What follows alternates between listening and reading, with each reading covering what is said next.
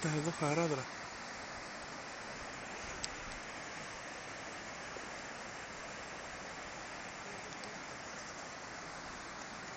Μάλιστα. Είμαστε στην Τιθωρέα.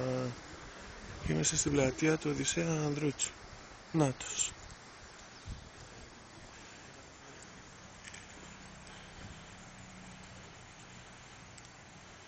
Φοβερό το μέρος, απόκριμο εντελώς κάτω. Πω.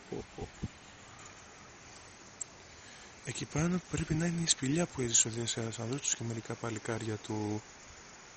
Ίσα που φαίνεται.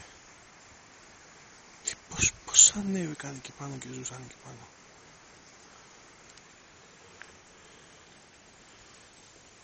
Ωραία που είναι η Τιθωρέα.